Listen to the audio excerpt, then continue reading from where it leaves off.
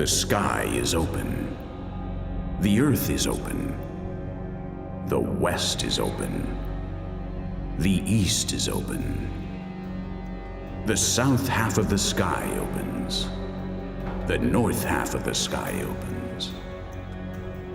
The doors are wide open.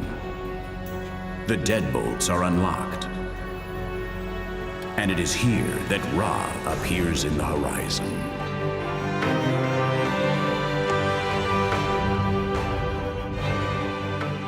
This litany allowed the already purified deceased to accompany Ra in his solar barge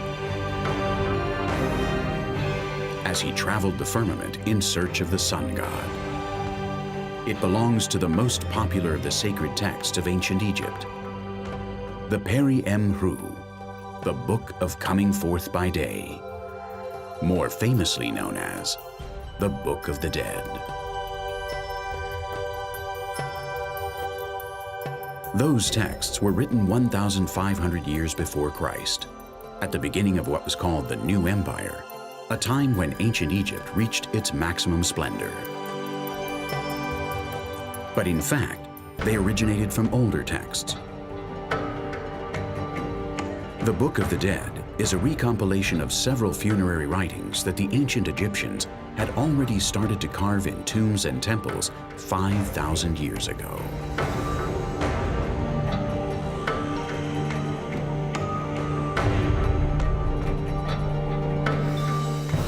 The first testimonials of Ra, the sun god, started to emerge at that time. But other more diffuse ones were also present.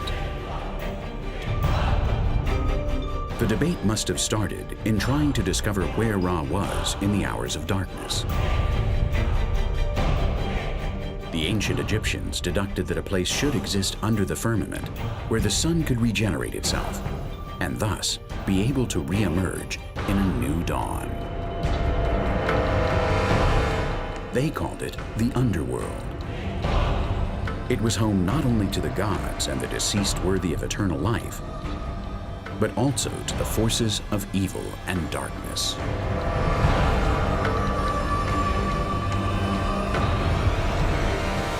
It's the eternal struggle between good and evil, light and darkness, life and death. Opposing principles that cannot exist one without the other.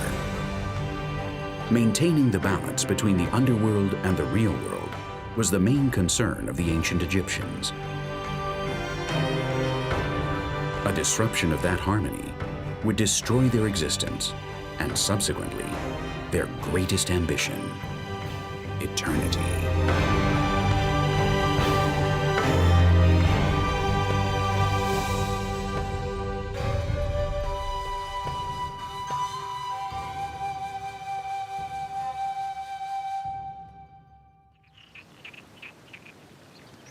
For the ancient Egyptians, the Nile was the main connection between their lives and an infinite supply of provisions.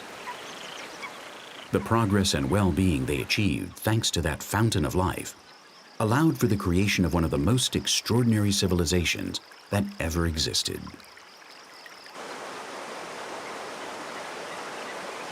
But its waters hid an underworld of darkness and mystery for its first settlers. The Nile was one of the spiritual paths that combined life and death, the real world and the underworld.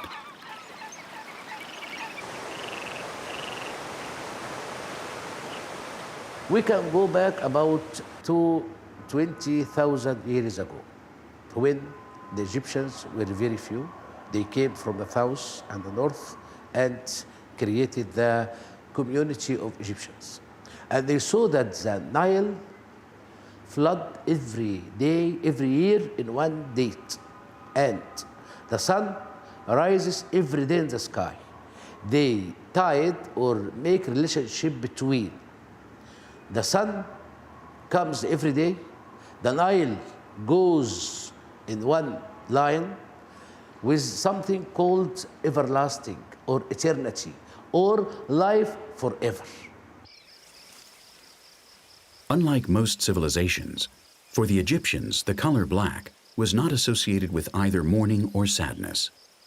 Instead, it symbolized the power of regeneration. For them, it was a miracle that year after year, the Nile's black mud fertilized their lands following its annual floods. When those floods occur, they leave behind a fertile land called the Kemet. In fact, Kemet was the name given to Egypt by the ancient Egyptians. It's a very fertile land in which the Egyptians could farm their crops and live in. Even today, 90% of Egypt's population lives around the Nile, which is the provider of those crops. They didn't limit their observation to the sacred river. They noticed that every year before the floods, a star would appear in the firmament. They studied the stars exhaustively. The beginning of the Egyptian year coincides with the reappearance of a particular star called Sirius, following a long period of invisibility. That event in mid-July occurs at the same time as the flooding of the Nile, whose waters give life to Egypt. The appearance of the star symbolizes the celebration of the new year. That was a key factor for the development of Egyptian culture.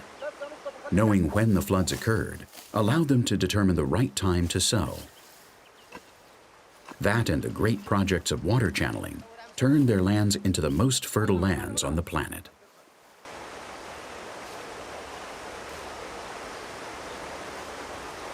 The main application of that knowledge was the development of the first and most perfect calendar ever made in ancient times, and which is still the basis for the one we handle today.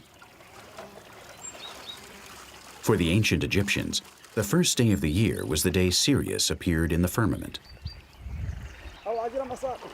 A year divided in 12 months of 30 days each.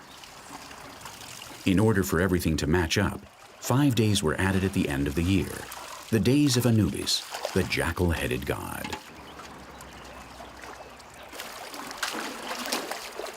The year had 3 seasons of 4 months each: flood season, sowing season, and harvesting season.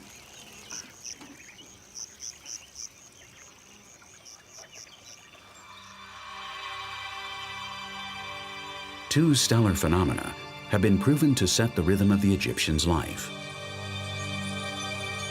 The journey of the sun god Ra, that ensured both the renewal of the days and the balance between the two worlds, and the miracle of the annual flooding of the Nile, thanks to the apparition of the goddess Sothis, the Sirius star.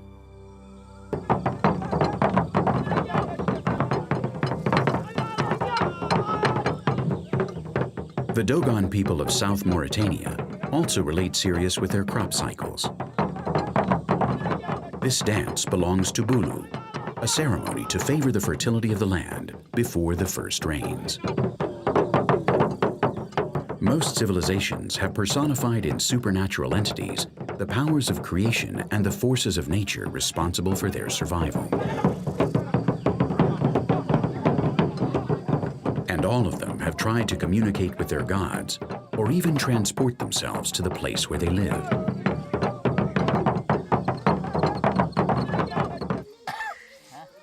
The northern Sanema, or Yanomami, live in one of the least explored areas of Venezuela, in the Cora Basin, an affluent of the Orinoco River. They have a curious way of traveling to the world of the spirits of the jungle. They inhale a powerful hallucinogen called sakona, or yopo, that they get from the bark of the amahi tree. It's with that they can find their morsby, the part of the soul that lives in a protective animal.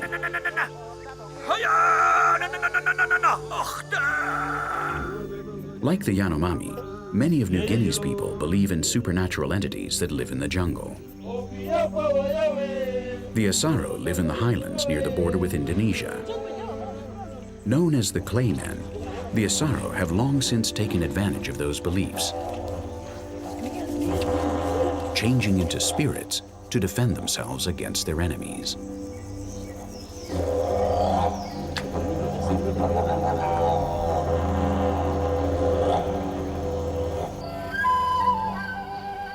On Isla del Sol, in Lake Titicaca, the Yatiri pays homage to Tata Inti, the sun god. At dawn, the holy fire's smoke rises, invoking Viracocha, the Inca god that created the world from this island. Man prayed for the sun to come out every day, but also wondered if it could come out on its own.